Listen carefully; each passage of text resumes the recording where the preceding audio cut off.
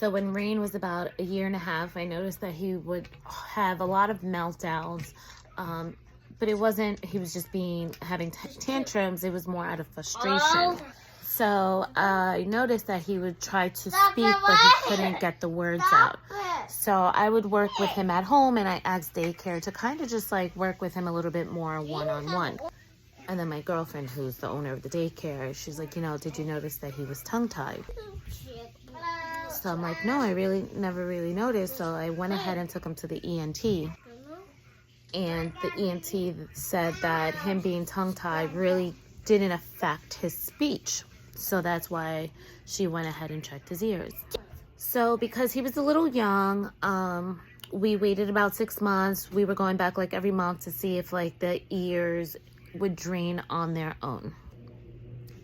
So after 6 months, the fluids were not draining. So we went ahead and gave him the surgery in July last year. So while the left ear was improving, the right one was still like draining a lot, and I'm like, listen, it's about to be close to a year. Why isn't this ear getting better? So the last couple months we've been going back and forth, and last week he failed his hearing test. Hi.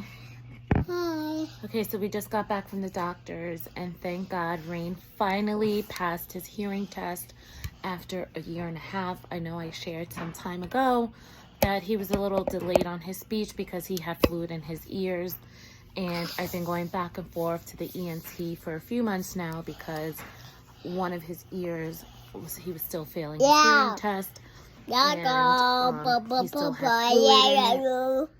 So thank the Lord, by the grace of God, Rain finally passed today, and we are going to start his speech therapy soon, right, Rainy?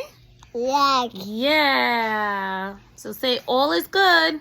Good. All is good. I'm just happy it's over. Whenever your son or your child is going through something, it is like emotionally draining, but this is behind us now. And now we just have to worry about getting his speech better, right?